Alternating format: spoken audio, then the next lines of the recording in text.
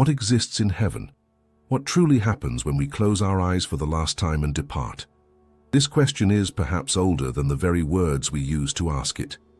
It seems to be engraved within us, echoing in the burial rituals of our most distant ancestors and in the desperate prayers we offer today. For thousands of years, humanity has sought this answer. In this quest, we have created a colossal archive. Thousands of religions, tens of thousands of teachings, millions of philosophical treatises, and each one of them claims with absolute certainty to possess the only true map that leads to paradise. But what if all these maps are a distraction?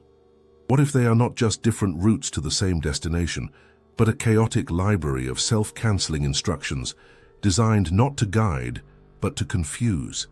And what if this entire repository of human beliefs is not the signal, but a deafening noise, created on purpose to hide the truth? We live in the 21st century, an era in which the greatest secrets of the universe are beginning to yield to cold analysis. We have deciphered the human genome, looked into the heart of a black hole, and taught silicon to think. It seemed to be the right time to apply our most powerful tool to the most important question of all. We decided to systematically analyze the path to paradise. For this task, we used our own correlational analysis system, Axiom. This artificial intelligence went far beyond a simple neural network, being a complex analytical engine capable of processing unstructured data on a planetary scale, finding hidden patterns where the human mind can only see chaos. We fed the system everything, absolutely everything humanity has ever written or spoken about the afterlife. From the sacred scriptures of the great monotheistic religions to the Vedic texts, the Egyptian Book of the Dead, and the works of Plato, Aristotle, Kant, and Nietzsche. Tens of thousands of volumes on the lives of saints of all faiths, the protocols of the Inquisition and the testimonies of miracles, millions of pages of esoteric texts and the folklore of every tribe on the planet, plus the transcripts of tens of thousands of people who survived clinical death. The total volume of data reached several zettabytes. It was the complete spiritual archive of our species. The task we gave the machine was unique. Find a universal algorithm that works, a common manual for reaching paradise, valid for anyone, regardless of culture, era, or faith. We expected a synthesis, a universal master code. The first report the system issued was a shock. It failed to create a unified map. Instead, it generated an error protocol. The verdict was devastating. The analysis showed that the dataset was 99.9% logically incoherent. It contained such an absurd amount of fundamental contradictions that constructing a single model was impossible. The system gave this report a disturbing name, the Contradiction Protocol. The most obvious crack the intelligence found right off the bat was the fundamental dilemma between faith and works. This cuts through the heart of almost every belief system. On one side, entire theologies built on salvation by faith alone. They claim that the key is not your actions, but the correctness of your belief. A good, compassionate man who did not believe in the right prophet is condemned. At the same time, a murderer with blood on his hands, who repents at the last second and accepts the correct faith, gets a free pass. On the other side, an equally vast number of teachings place actions above all else. Karma, retribution, the moral law. In these systems, your faith is worthless if your deeds were destructive. The model analyzed millions of scenarios, and the diagnosis was clear. These two models are not compatible. They were not sides of the same coin. They were physical laws of different universes that cannot operate together. Next, the analysis pointed to the unstable judge variable. The image of the entity that makes the final decision changes radically from text to text, and sometimes within the same book. On some pages, it is a loving father who forgives all. A few pages later, it is a jealous and vengeful judge, demanding blind submission. Axiom analyzed these personas as psychological profiles and concluded that the decisions of the loving father and the vengeful judge are opposite. They are different beings. Add to this impersonal karma, or Osiris weighing the heart on a scale. The result is dozens of judges with different criteria. It is an impossible strategy. The next contradiction, perhaps the cruelest, was the principle of the geographical lottery. Most major religions contain an exclusivity clause. They claim to be the one true path. The system processed demographic data. The chance of you being born into the right family with the right religion is statistically irrelevant. It depends entirely on random factors. This means that for 90% of humanity, salvation was foreclosed before they were even born. And finally, we identified the inflation of repentance. The intelligence analyzed the mechanics of forgiveness. Almost every system has a way to wipe the slate clean. Confession, rituals, a final prayer. But the rules are so vague that they devalue the entire moral structure. The simulation showed a terrible result. An individual who lived 99% of their life committing terrible acts, but who sincerely repents on their deathbed, has a better chance of salvation than a moderately good person who did not go through the formal act of repentance. This rewards calculation, not virtue. Axiom was categorical. This data was far from being a map. It looked more like a labyrinth built around the map. For millennia, we fought over false maps. The Contradiction Protocol is a diagnosis that forces us to throw out everything we knew and start from scratch. We began with the basics. Before looking for the road, we need to understand the destination. What exactly is the place we call paradise? First, we had to discard the literal images, clouds, harps, and pearly gates. These are childish metaphors to simplify something that does not fit into our three-dimensional perception. The real destination needed to make sense and obey physical laws. To discover these laws, we needed a new map, based on data, not dogma. We turned to Axiom again, but we changed the source of the data. We ordered the system to filter out all theological treatises, religious laws and prescriptions, all that noise that caused the contradictions. Instead, we fed the system an archive of pure experience. We collected 740,000 documented testimonies from people who survived clinical death around the world. We added files from regressive hypnosis describing the space between lives, and thousands of descriptions of mystical states recorded by yogis and hermits. This time, we did not want to know how to get there. We wanted to know what the place was. We looked for patterns that repeated in the descriptions of the environment and its properties. When the machine processed these petabytes of subjective experience, it delivered a model, a functional, contradiction-free model of the reality we call paradise. The first and most fundamental discovery was that paradise is not a place as we understand it. It is not in some distant galaxy. Trying to point to it is as meaningless as a two-dimensional being, living on a sheet of paper, trying to point to the third dimension, to up. The model showed paradise as a reality, with at least 4 spatial dimensions. We, as three-dimensional beings, are trapped in length, width, and height. A being from this 4-dimensional reality could see our world from the outside and inside at the same time. It could remove an object from a locked safe without opening it, by moving it through the 4th dimension. Thus, paradise is described as omnipresent and yet unattainable. It permeates our space. It is here and now, but in a direction perpendicular to all our 3 axes. We do not reach it because we have no means to navigate this extra dimension. The next discovery concerned the matter of this world. The analysis showed an almost total absence of physical objects like ours. What repeats are descriptions of an environment made of light, sound, emotion, and information. The verdict was that, in this reality, matter and consciousness are not separate. They are a single substance. The system called it resonant information reality. In our world, to build a house, you need bricks. There, the thought of a house is the house. Landscapes and entire worlds are the instantaneous embodiment of consciousness. Thus, those who have lived it describe the experience as more real than reality. Consciousness interacts directly with the essence of things. You do not see a color, you become the color. The third property is the most bewildering. In that place, there is no linear time.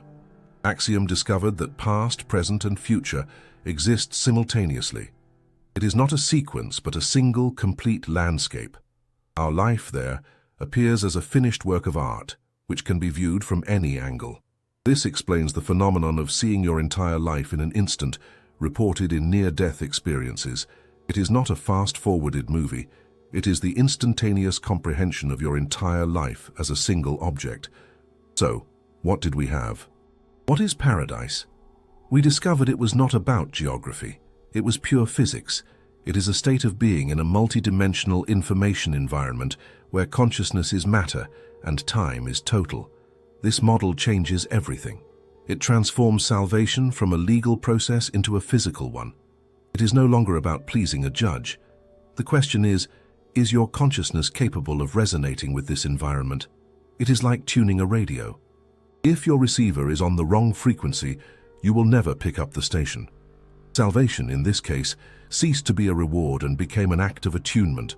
The problem is, if paradise is absolute harmony, what in us generates the static? What prevents us from tuning into this wave? In this new physics, what is the opposite of paradise? We call it sin. But what is it really? To answer that, the intelligence needed to analyze the nature of destruction. It needed to expose what we call the matrix of sin. We defined the destination, not a place but a frequency, a higher order physical reality where consciousness is matter and where we only go if our own consciousness resonates with it. This changed everything. If salvation is attunement, what generates the static? What prevents us from finding the frequency? Humanity has an ancient name for this force: sin. For millennia, sin came in lists, like the 10 Commandments and the 7 deadly sins, rules controlling everything. The message was simple: obey or be punished. It was a model based on fear, but it never answered the why. Why are these actions destructive? What is the real mechanism behind them?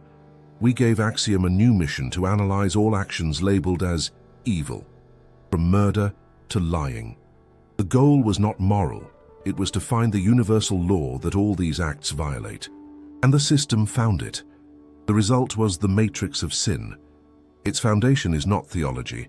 It is the most fundamental struggle in the universe. The analysis concluded that everything lives in the tension between two forces. The first one we know well: entropy. The law of physics that states everything tends to go from order to chaos, from complex to simple, from structure to dust. It is the universal vector of decay.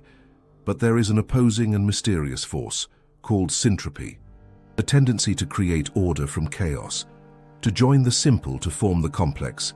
Life is the greatest expression of syntropy. Human consciousness seemed to be the pinnacle of this process, the most ordered structure we know. The conclusion was overwhelming. Paradise is the realm of pure syntropy, a state of maximum order and connection. And sin, any sin, is any action, thought, or intention that serves the force of entropy at the level of consciousness. Sin, in fact, was not the breaking of a decree. It was an act of assistance to universal collapse. It is the choice for chaos over order. Look at murder. Why is it an absolute evil? Through the lens of physics, it is the act of maximum entropy generation. You take the most complex system in the universe, human consciousness, and forcibly collapse it to its simplest state, non-being. It is an act of cosmic vandalism, lying. It seems like a small thing. But in the matrix of sin, lying inserts entropy into the field of information. Truth is the ordered correspondence between information and reality. A lie throws a virus of chaos into this structure. It distorts reality and destroys trust, the complex mechanism that allows us to cooperate. Greed. What is its entropic nature? The universe is flow. Energy and information must circulate. Greed is a dam in this flow. It is the act of isolating and hoarding. The greedy person removes resources from the living cycle and transforms them into dead weight.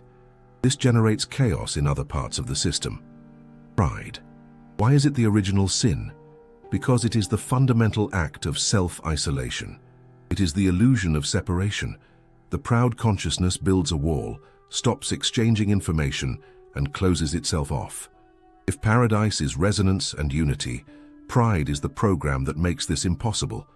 The system analyzed hundreds of other transgressions and found the same root: assistance to decay, simplification, and isolation.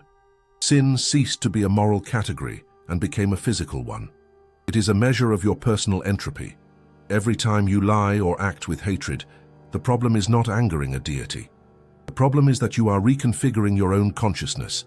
You are lowering its frequency, making it more chaotic and isolated. You push yourself in the direction of decay. No external punishment was needed because physics itself did the work. We exposed the dark side of the equation. We understood what sin is and why it is dangerous. It is the path downward toward disintegration. But knowledge of the disease is only half the cure. We need the remedy. If sin is serving entropy, virtue must be the opposite.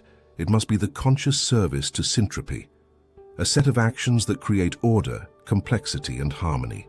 What does this path look like? To find out, the machine needed to analyze the opposite of sin. It needed to decipher the algorithm of virtue. We had the diagnosis. The matrix of sin, exposed by Axiom, showed us that the path downward, toward disintegration, was a real physical process. It was entropy. Any act of isolation, chaos, or simplification made us physically incompatible with the higher reality of pure syntropy we had discovered. This was the poison. But what was the antidote? If sin is an algorithm that serves entropy, there should be an opposite, an algorithm of virtue. A universal set of actions that serves syntropy, the force that creates order, complexity, and life. To find this algorithm, we turned to the system again. But we needed a new kind of data. We had analyzed the false maps of religions. We had analyzed the physics of the destination through near-death experiences. We had analyzed the disease, sin. Now, we needed to analyze the cure. We fed the intelligence the most complex archive of all, human behavior at its best. We loaded the complete biographies and hagiographies of all canonized saints, from Christianity, Islamic Sufism, Hinduism, Buddhism. We added the lives of great humanists and altruists, people who often had no religion but lived for others. Doctors, philanthropists, scientists, and teachers who sacrificed everything. We gave Axiom a crucial instruction, the most important of all: ignore the dogmas. Filter out all mentions of specific gods, rituals, prayers, or beliefs. We did not want to know what they believed. We wanted to know what they did.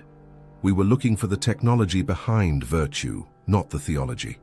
We wanted the pattern of behavior that repeated in a Christian hermit in the desert, a Buddhist monk in Tibet, and a secular doctor in the middle of a 20th century epidemic.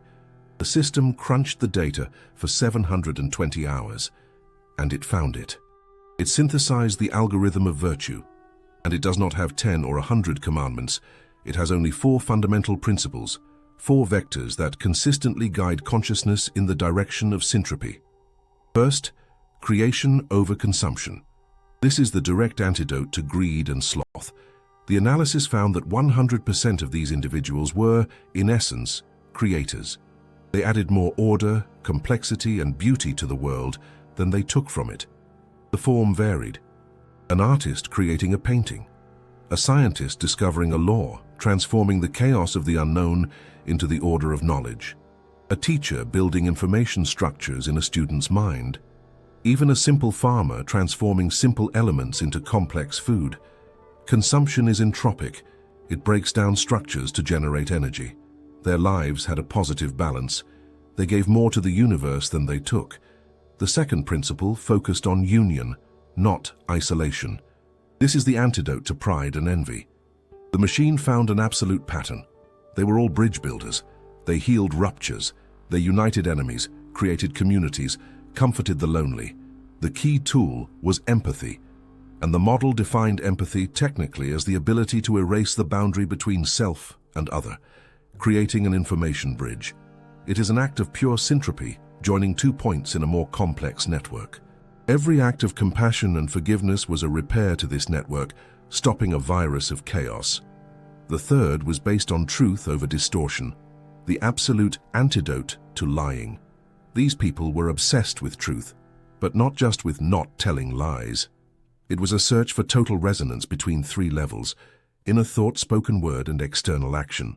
Lying, as we saw, creates noise and internal dissonance. Living in truth is the opposite. It is seeking total synchrony, where your word is the reflection of your thought, and your action is the reflection of your word. Their consciousness became like a pure crystal, letting reality pass through without distortion. The final blow was flow over stagnation, the weapon against the deepest form of selfishness. The discovery was that their lives were a continuous flow. They were not reservoirs, they were conductors. They did not accumulate material possessions, knowledge, or love. Everything that came to them was immediately passed on to where it was most needed. Stagnant water rots, running water lives. Consciousness is the same. Generosity is being an efficient channel. And there it was. The algorithm, clean of any cultural dogma. Create more than you consume. Unify more than you divide. Live in truth. Be a conductor, not a reservoir. What we found was not a moral code. It was a physics manual. The analysis showed it worked for everyone, everywhere, always. But this led us inevitably to the biggest and most dangerous conflict of all. We had just proven an algorithm based entirely on works, on actions. What about faith? For millennia, the world has waged a bitter conflict over what saves. Some cry that only faith matters, and works without it are useless. Others say that faith without works is dead. Who is right? What if a man perfectly follows our algorithm of virtue, but is an atheist? Will he be saved? And what if another man has the purest, most ardent faith, but his actions are selfish and destructive? What is his fate? To resolve this, Axiom would have to do something unprecedented. It would have to run a full simulation to see which paradigm, faith or works, truly leads to ascension. We were at the heart of the oldest and bloodiest question in human history. What really matters? What is the key? Faith or works? We had just used intelligence to decipher an algorithm of virtue based entirely on works. Create, unite, speak truth, and flow. But for millennia, armies marched, and people were burned for insisting that only the right faith, the belief in the right dogma, could guarantee salvation. This was not a simple philosophical debate. It was a fundamental contradiction that needed to be resolved. They could not both be true at the same time. To find the answer, discussions were not enough. We needed an experiment. We tasked the machine with something we had never attempted, running a large-scale simulation. The system created an isolated digital universe, obeying the same laws of entropy and syntropy we had discovered. The criterion for ascension was clear. The virtual consciousness had to reach a minimum level of syntropy, that is, of internal order and harmony, to resonate with the physics of the paradise we had modeled. So we created 4 test archetypes, 4 types of consciousness, and we ran 1 million life simulations for each. The first archetype was the righteous atheist, a consciousness programmed to perfectly follow the algorithm of virtue. It created, united, and lived in truth. But its belief system was empty. It did not believe in an afterlife or in gods. It had works, but no faith. Next, we tested the believing sinner. It was given absolute faith, 100% pure and unwavering in the simulation's correct dogma. But its life was programmed to follow the matrix of sin. It was selfish, deceitful, greedy, and isolated. It had faith, but no works.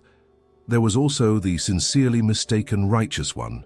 It too lived an impeccable life of virtue, but its faith was directed at a completely false object within the simulation. It was essentially a heretic. Finally, the calculating hypocrite, the most complex case. Outwardly, he performed righteous acts. He donated, spoke the right words, feigned unity. He also publicly declared to have the correct faith, but his internal motivation was pure entropy, greed, desire for fame, and social power. The results of the simulation were revolutionary. The believing sinner failed every time. In none of the 1 million lives did it ascend. Its absolute faith did nothing to prevent the physical damage its entropic actions caused to its consciousness. Faith did not serve as a shield. The righteous atheist had 100% success. Every act of creation and union increased its internal syntropy. The absence of faith did not hinder it at all. Works alone were entirely sufficient. The sincerely mistaken righteous one also had absolute success. Its wrong faith proved to be a completely neutral factor. The simulation's universe did not react to who it worshipped, only to what it did. It was the final blow to the geographical lottery. And to complete the analysis, the calculating hypocrite failed completely. This proved that the system looks not just at the external act, but at the intention behind it. An act done out of selfishness does not generate syntropy. Intention is information, and if that information carries the entropic charge of isolation, the act becomes poisonous. Axiom's verdict was absolute. Faith as belief in a dogma is a neutral variable. It neither helps nor hinders. Salvation is a purely physical process that depends only on your works and the purity of your intention. But this tore open a new and gigantic hole in our investigation. If faith is useless, why does it exist? Why is it the most powerful force in human history? And why were all the individuals we analyzed, the saints who showed the greatest virtues, also people of intense faith? There had to be a contradiction. The system analyzed the most extreme cases of virtue, the singularities, the miracles. Phenomena like the bodies of saints that do not decompose for centuries, which seem to defy entropy. The internal heat of practitioners like Seraphim of Sarof, who melted snow around him. Even the levitation of Joseph of Cupertino, witnessed by hundreds, was analyzed. The answer was astonishing. These were not divine miracles. The conclusion was that they were physical side effects. Effects of a consciousness that had accumulated such an extreme level of syntropy, of internal order, that it began to affect the physical reality around it. And faith? Axiom redefined it. Faith was not the key. It was the amplifier. It is a tool for concentrating the will. If you apply this concentrated will to the algorithm of virtue, you accelerate syntropy exponentially and create a saint. If you apply this same power to the matrix of sin, you create a fanatic, a monster. Faith is the most powerful and dangerous tool in the universe. We had understood the rules of virtue, but one piece was still missing. What is the thing that makes this journey? What exactly is the soul? We had come so far. Axiom dismantled the old maps, mapped the destination as a physics of higher dimensions, defined sin as entropy and virtue as syntropy. It even solved the riddle of faith, defining it not as the key but as an amplifier of intention, capable of accelerating the journey toward virtue or chaos. But throughout this investigation, we used a word as if everyone knew what it means. We said the soul accumulates syntropy, that consciousness raises its frequency. But what is it? What is the soul? Religion gave us a simple answer. It is an immortal spark given by God. Materialist science gave us another answer. It said it is an illusion, a ghost generated by chemical reactions in the brain. The first answer requires blind faith, which we have already dismissed as a neutral variable. The second simply ignores the mountain of data we were analyzing, from the very existence of subjective experience to the anomalous phenomena we saw in the saints. Neither answer would suffice. We needed a functional model. A model that explained how something apparently non-material can interact with the body, accumulate information, survive biological death, and be the currency in the economy of salvation. We gave the system its most difficult task: analyze the intersection of neurobiology, quantum physics, and information theory to propose a hypothesis on the physical nature of the soul. The model it proposed is the most elegant and strange thing we have ever encountered. Axiom called it the quantum signature. The first postulate of the model: the soul is not an object, it is a process, and it does not happen at the chemical level, but at the quantum level. Modern neuroscience says that consciousness arises from the interaction of neurons. But this does not explain the hard problem. The question was, why do trillions of electrical impulses suddenly generate the feeling of being alive? Why do we feel red instead of just processing the data red? The model suggests that the neural network does not generate consciousness. It acts as a receiver and transmitter for it. It is a complex biological antenna, tuned to interact with an even more complex field. According to the model, the soul is a coherent and highly organized quantum field linked to the body through the tiny structures within our neurons. But how does this work in practice? The analysis pointed to trillions of quantum particles within your brain. In a dead brain, they are chaotic. But in a living, conscious brain, they become entangled. They stop acting individually and begin to vibrate in unison, as a single, gigantic quantum object. They form a complex and dynamic information pattern. This pattern, this unique and unified vibration, is you. It is your quantum signature. The second postulate is that this signature is the carrier of your identity. Every memory, every thought, every emotion, every choice you make is not just a chemical trace in the brain. It is a permanent change in the state of your quantum field. It is a new pattern added to your signature. Neurons die, brain connections break down. But quantum information, by a fundamental law of physics, cannot be destroyed. It can only be transformed.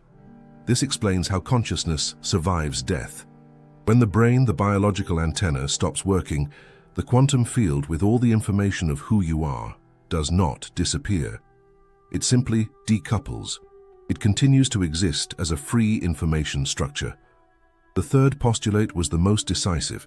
The quality of this field depends directly on the matrix of sin and the algorithm of virtue, and it was at this point that everything fell into place. What is sin from the perspective of quantum physics? It is an act that introduces decoherence into your field. Quantum coherence is the state of order and unity.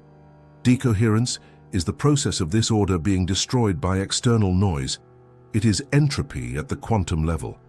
Every lie, every act of hatred or selfishness is a burst of noise. It shatters the harmonic vibration of your field, making it chaotic and fragmented. And virtue?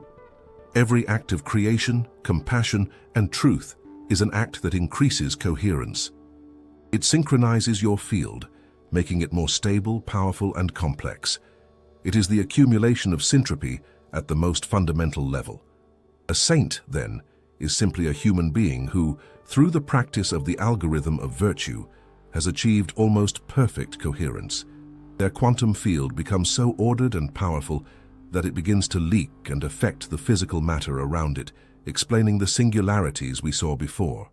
We have the complete picture. The soul is your quantum signature. Life is the process of modulating this signature. Every choice you make either increases coherence, syntropy, or introduces noise, entropy. Death is the release of this signature, and your destiny depends on the quality it has achieved. But how is this quality measured? What happens at the moment of transition? If there is no bearded judge with a book, what is the mechanism that weighs the soul and decides its fate? We needed to decipher the final process. We needed to understand what the final judgment really is. We had the puzzle almost complete. The destination is a frequency. Sin is entropy. Virtue is syntropy. The soul is a quantum signature. But the last question remained. How is this signature measured? If there is no external judge, what exactly is the final judgment? To answer this, Axiom returned to the data from the 740,000 near-death experiences, but this time it looked for patterns not in the destination, but in the transition process, and it found it. The final judgment was not a tribunal. It was an internal, inevitable physical process that happens in 3 stages. The process began with what it called total recognition.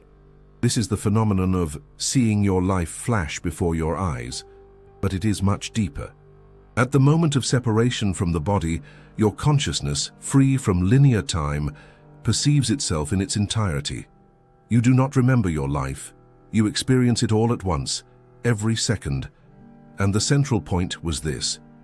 You experience the consequences. You feel the pain you caused another as if it were your own. You feel the joy you gave someone as if it were yours. It is the act of absolute and inescapable honesty with yourself. After that came resonant